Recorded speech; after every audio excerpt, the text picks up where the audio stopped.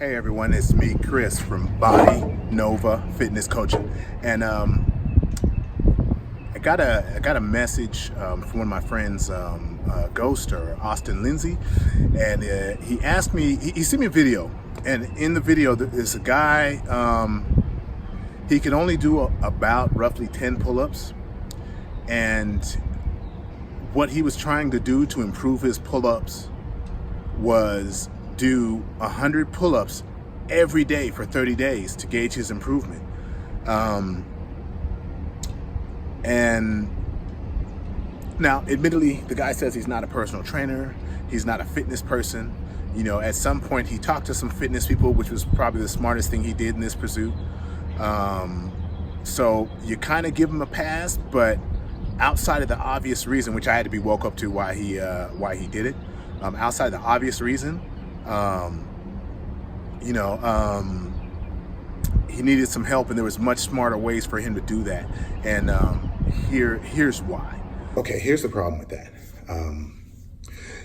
He was trying, you would think that most people would think he was trying to improve his endurance. Okay, do more reps, improve his ability to go forever. But there's a caveat to that, okay? And this is where part of what the mistake was that he made, all right? So if you know anything about percentages and lifting, think of it this way.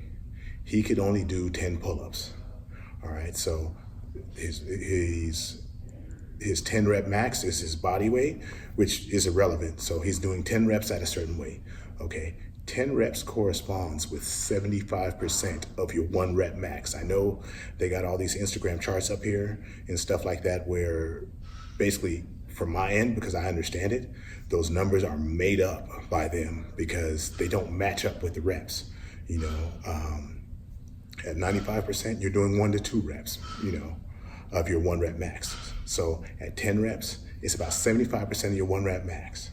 Yeah, so anyway, 75% of your 1 rep max, all right? So let's say 20 reps, for example. If you did 20 reps, that's somewhere around 60 to 50, between 60 to 50, depends on what you look at it as. But if you're saying 60% of your 1 rep max, he's trying to take something that's 75% of his 1 rep max and make it seem like it's 60% of his 1 rep max, okay? So what's that saying? You gotta make your 75, what is now your 75, be your 60, okay? So what's the kicker there? You have to get stronger to make that happen, okay? So he never tried to improve his strength. He tried to only improve his endurance and go at it by improving his endurance, So that's where the big mistake was. And that by addressing his strength, he might not have need to work out every day, but at the same time,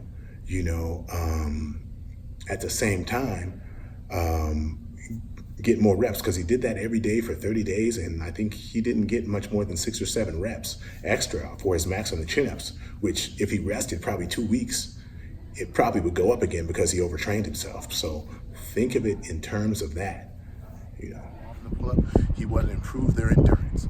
Okay, so, but the catch is, there's 2 ways to be able to improve your endurance. You can make it so you recover faster. Actually, there's 3 ways. You can make it so you recover faster. You can be able to go on and on and on forever, which that's what most people do. But in this case, that's not smart because he could only do 10. So forever wasn't going to be too big of a deal. Or the third point that everyone seems to miss, okay? You can always get stronger, okay? So, and here, part of it is because it's like every day. So he's doing as many pull-ups as he can every day. No nutrition program in place to make sure that he recovers. He obviously doesn't have much of a fitness background, admittedly he says. So he doesn't have the things in place to recover from that. And you only make progress when you recover, okay? So if you have goals like that, there's 3 different types of strategies that you could use. You can use something called escalating density training.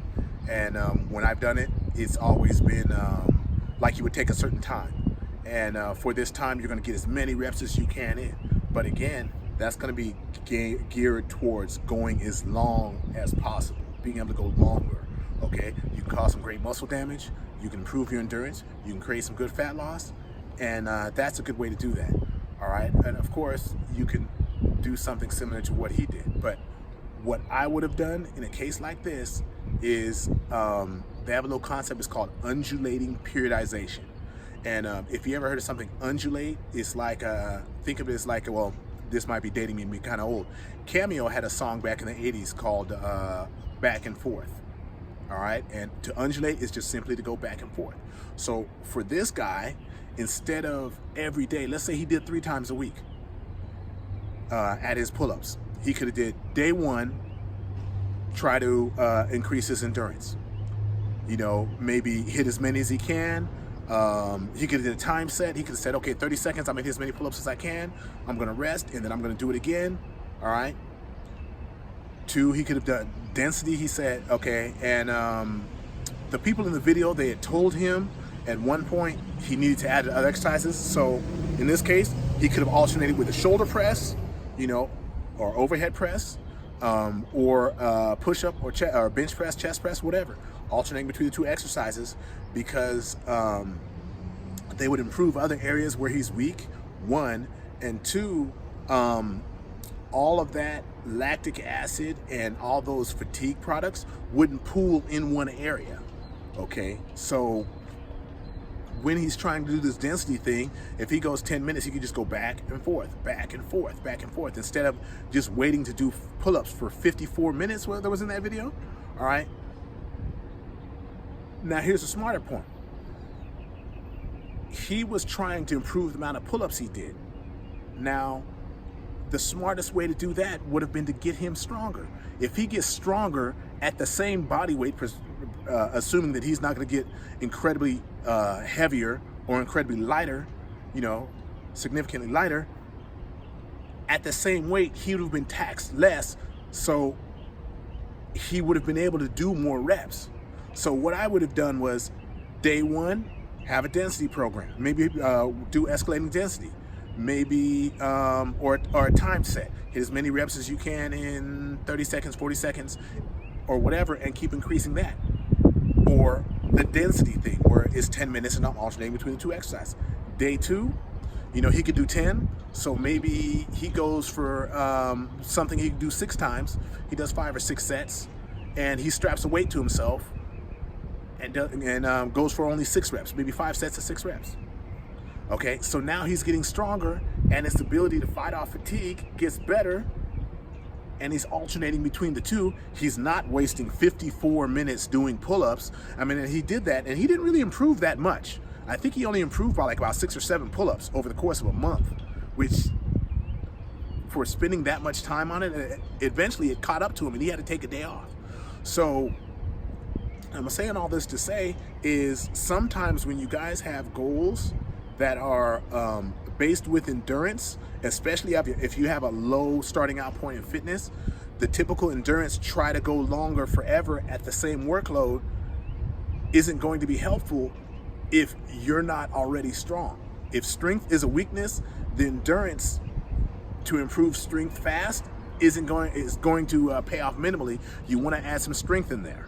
Okay, and this is one of the smarter ways that, you know, he could have done that, and maybe not sit there every day. 3 times a week probably would have been plenty if he would just alternate between strength and the muscular endurance, or strength and a density program. If you want any more, if you have any more questions, feel free to let me know, or if you want me to elaborate more on this, also let me know, and I'll make a second video to elaborate on this. So till next time.